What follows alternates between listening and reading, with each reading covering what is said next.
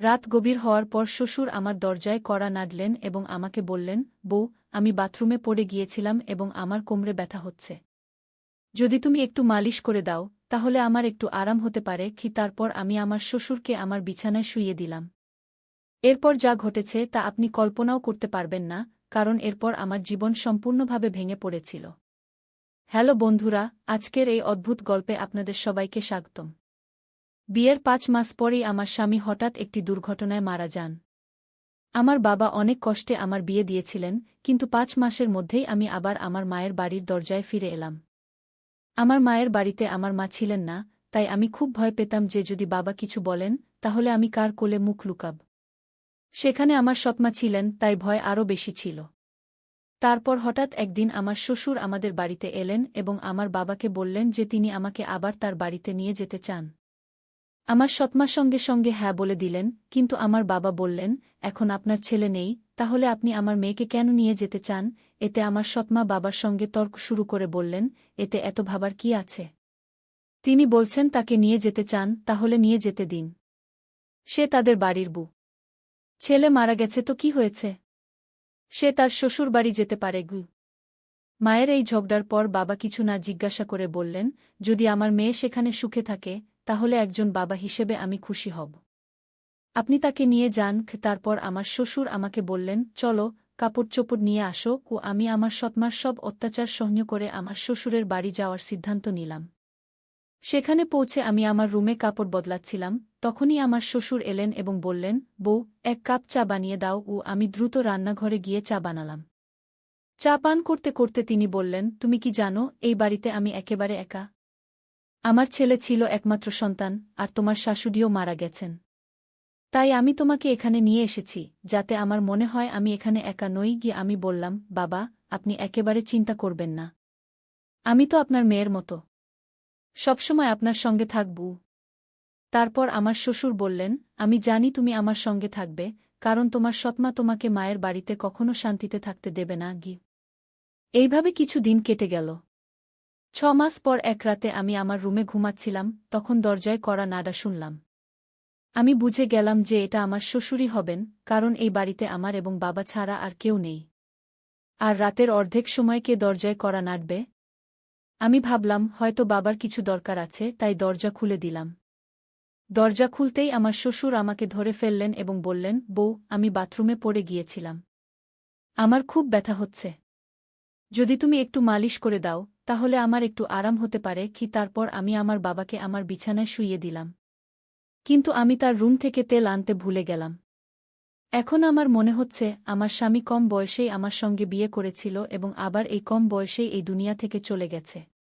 এইসব ভাবতে ভাবতে আমি আমার শ্বশুরের মালিশ করছিলাম এবং দেখছিলাম যে তিনি আমাকে অদ্ভুতভাবে তাকিয়ে আছেন, যা আমাকে আরও ভয় পাইয়ে দিচ্ছিল। তখন আমি বললাম, শ্বশুরজি, কি হয়েছে? আপনার কোনো জায়গায় বেশি আঘাত লেগেছে? ডাক্তার ডাকব? এতে শ্বশুরজি বললেন, না বউ, তুমি শুধু মালিশ করে দাও। এতেই আমার আরাম হচ্ছে। তার অদ্ভুত কথা শুনে আমি আরও অস্বস্তি বোধ করতে লাগলাম। তারপর আমি বললাম, শ্বশুরজি, আপনি এখানেই শুয়ে থাকুন। কোমরে ব্যথা নিয়ে আপনি আপনার রুমে কিভাবে যাবেন? আমি আপনার রুমে গিয়ে ঘুমিয়ে যাই। আমার কথা শুনে আমার শ্বশুর বললেন, বউ, এই অবস্থায় তুমি আমাকে একা ফেলে চলে যাবে? যদি রাতে আমার বাথরুমে যেতে হয়, তাহলে আমি একা কিভাবে যাব? এ থেকে ভালো যে তুমি এখানেই ঘুমিয়ে পড়ো। কিছু সময় পর আমার শ্বশুর উঠে আমার কাছে এলেন এবং বললেন, বউ, আমি তোমাকে কিছু বলতে চাই। যদি তুমি আমার কথা মানো, তাহলেই আমি বলব। তার এই কথা শুনে আমার মন অস্থির হয়ে গেল। আমি চিন্তিত হয়ে বললাম, শ্বশুরজি, আপনি কি বলতে চান? আমার শ্বশুর একটু হেসে বললেন, আজকের রাত আমি তোমার সঙ্গে কাটাতে চাই, কারণ একা একা এখন ভালো লাগে না। আমার ছেলে মারা যাওয়ার পর আমি ভেবেছিলাম আবার বিয়ে করব, কিন্তু তারপর ভেবেছি যে তোমার সৎমা তোমাকে সেই বাড়িতে কখনো শান্তিতে থাকতে দেবে না। তাই আমি তোমাকে এই বাড়িতে নিয়ে এসেছি।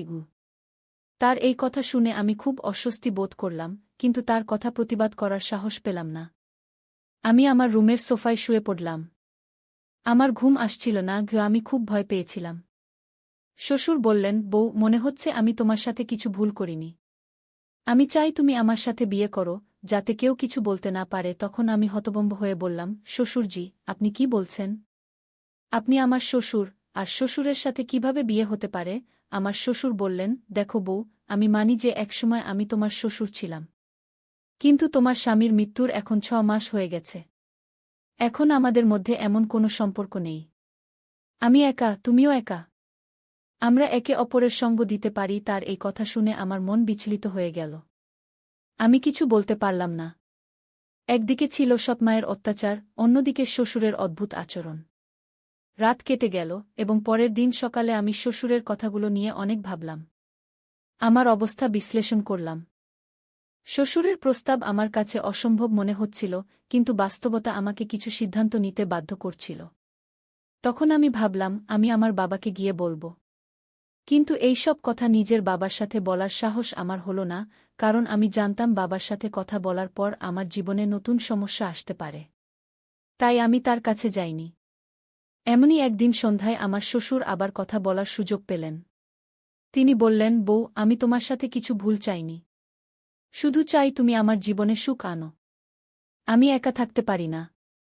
তোমার সাথেই আমার জীবন পূর্ণ হয়। শ্বশুরজির থেকে আবার এই সব কথা শুনে আমি ভিতরে কেঁপে উঠলাম এবং কিছু বলতে পারলাম না। কিছুক্ষণ পর শ্বশুরজি নিজেই বাইরে চলে গেলেন। এমনই করে শ্বশুরবাড়িতে আরও কয়েক মাস কাটানোর পর আমার শ্বশুর এবং আমার মধ্যে একটি অদ্ভুত সম্পর্ক তৈরি হতে লাগল। স্বামীর মৃত্যুর পর আমি ভেবেছিলাম এখন আমি এই দুনিয়ায় একেবারে একা। কিন্তু আমার শ্বশুর আমার প্রতি যে প্রকাশ করেছিলেন তা আমার জীবনকে একটি নতুন দিকে ঘুরিয়ে দিয়েছিল। তার কথাগুলো আমাকে গভীরভাবে নাড়া দিয়েছিল। যখনই আমি ঘুমাতে যেতাম তার কথাগুলো আমাকে অস্থির করত। তিনি বলতেন, আমার সাথে থাকলে তিনি তার একাকিত্ব অনুভব করেন না এবং তিনি চান আমরা দুজনে একটি নতুন জীবন শুরু করি। সেই রাতের কথোপকথনের পর আমি নিজেকে অনেক দ্বিধায় পড়ে পেলাম। মনে অনেক প্রশ্ন উঠছিল, এটা কি ঠিক? এটা কি সমাজের নিয়মের বিরুদ্ধে যাবে না? কিন্তু কোথাও না কোথাও আমার মনে এই কথাও ছিল যে হয়তো আমার শ্বশুর সত্যিই একাকিত্বের সাথে লড়াই করছেন। অনেক ভেবেচিন্তে আমি তার সাথে কথা বলার সিদ্ধান্ত নিলাম। এক রাতে যখন বাড়ির আশেপাশের সবাই ঘুমিয়ে পড়েছিল, আমি শ্বশুরের ঘরের দরজায় টোকা দিলাম। তিনি দরজা খুলে আমাকে দেখে একটু আশ্চর্য হলেন। আমি ভিতরে গিয়ে বললাম, শ্বশুরজি, আমি আপনার সাথে কিছু গুরুত্বপূর্ণ কথা বলতে চাই। তিনি আমাকে বসতে ইশারা করলেন এবং গম্ভীরভাবে বললেন, কি হয়েছে বউ? তুমি এত রাতে কেন এসেছ? আমি একটু সাহস জোগাড় করে বললাম, শ্বশুরজি, আমি আপনার প্রস্তাব নিয়ে অনেক ভেবেছি। আমি বুঝতে পারছি আপনি একাকিত্বের সাথে লড়াই করছেন এবং একজন সঙ্গীর প্রয়োজন অনুভব করছেন। কিন্তু এই সম্পর্কের জন্য একটি শর্ত আছে, আমাদের মধ্যে সবসময় সম্মান এবং ভালোবাসার সম্পর্ক থাকবে। আপনি আমাকে মেয়ের মতো সম্মান দেবেন, আর আমি আপনাকে বাবার মতো সম্মান দেব। তিনি আমার কথা মন দিয়ে শুনলেন এবং কিছুক্ষণ পর বললেন, আমি তোমার শর্ত মেনে নিচ্ছি। তোমার সম্মান সবসময় বজায় রাখব। তার এই কথা শুনে আমার হৃদয়ের বোঝা একটু হালকা হয়ে গেল। আমি তাকে আমার সম্মতি দিলাম। তারপর কয়েকদিন পর আমরা একটি ছোট অনুষ্ঠানে বিয়ে করলাম। এই বিয়ে সমাজের চোখে অস্বাভাবিক ছিল, কিন্তু আমরা আমাদের অবস্থা মেনে নিয়েছিলাম। বিয়ের পরের দিনগুলো আমার জন্য খুব চ্যালেঞ্জিং ছিল। গ্রামে মানুষ কথা বলতে শুরু করল। আত্মীয়স্বজন আমাদের থেকে দূরত্ব বজায় করতে শুরু করল। কিন্তু আমরা এই সবের পরোয়া না করে আমাদের জীবন এগিয়ে নেওয়ার সিদ্ধান্ত নিলাম। আমাদের সম্পর্কে ধীরে ধীরে ভালোবাসা এবং বোঝাপড়া বাড়তে লাগল। শ্বশুরবাড়িতে যেখানে আগে আমি নিজেকে অস্বস্তি বোধ করতাম, এখন সেই বাড়ি আমার নিজের মতো লাগতে শুরু করল। শ্বশুর আমার জন্য সব সম্ভব চেষ্টা করতেন যাতে আমি সুখে থাকি। তিনি আমার ছোটবড় সব প্রয়োজন মেটাতেন এবং সব ইচ্ছা পূরণ করতেন। তিনি প্রতিদিন আমার জন্য কিছু না কিছু বিশেষ করার চেষ্টা করতেন, কখনো আমার পছন্দের খাবার আনতেন, কখনো আমার জন্য নতুন শাড়ি কিনতেন। ধীরে ধীরে আমিও তার প্রতি এক ভিন্ন ধরনের সম্মান বোধ করতে শুরু করলাম। আমরা দুজনে মিলে একটি নতুন জীবন শুরু করলাম। শ্বশুর এখন আমার জীবনের একটি অবিচ্ছেদ্য অংশ হয়ে গেছেন। আমাদের মধ্যে সম্পর্ক এখন শুধু শ্বশুর বুয়ের নয়, বরং দুটি হৃদয়ের একটি শক্ত বন্ধনে পরিণত হয়েছে। তিনি আমাকে সবসময় সাহায্য করতেন, যখনই আমার তার প্রয়োজন হতো। তারা আমাকে আবার হাসতে শিখিয়েছিল, জীবনকে নতুন দৃষ্টিকোণ থেকে দেখতে শিখিয়েছিল। বিয়ের কয়েক মাস পর আমি অনুভব করলাম যে আমাদের মধ্যে এই নতুন সম্পর্ক আমাকে একটি নতুন দিক দিচ্ছে। আমরা একসাথে অনেক কঠিন পরিস্থিতির মুখোমুখি হয়েছি এবং প্রতিবার একে অপরের পাশে দাঁড়িয়েছি। শ্বশুরের সাথে আমার এই নতুন সম্পর্ক আমাকে জীবনের অনেক নতুন দিক দেখিয়েছে। তারা আমাকে এই অনুভূতি দিয়েছে যে জীবনে যদি সঙ্গী সঠিক হয়, তবে কোনো সমস্যাই এত বড় নয় যে তা অতিক্রম করা যায় না। সমাজের দৃষ্টিতে আমরা অনেক কিছু সহ্য করেছি, কিন্তু আমরা কখনো আমাদের সিদ্ধান্তে আফসোস করিনি। আমাদের সম্পর্কে ধীরে ধীরে এক নতুন ধরনের ভালোবাসা ও সম্মান জন্ম নিতে শুরু করেছিল। তাদের সাথে কাটানো প্রতিটি মুহূর্ত আমাকে কিছু নতুন শিখিয়েছে এবং আমি উপলব্ধি করেছি যে কখনো কখনো জীবন আমাদের এমন মুহূর্তে নিয়ে আসে যেখানে আমাদের সিদ্ধান্তগুলি পুনর্বিবেচনা করতে হয়। আজ আমি আমার শ্বশুরের সাথে একটি নতুন জীবন যাপন করছি। আমাদের মধ্যে ভালোবাসা ও সম্মান আগের চেয়েও আরও শক্তিশালী হয়ে উঠেছে। তিনি আমার জীবনের সবচেয়ে গুরুত্বপূর্ণ ব্যক্তিতে পরিণত হয়েছেন।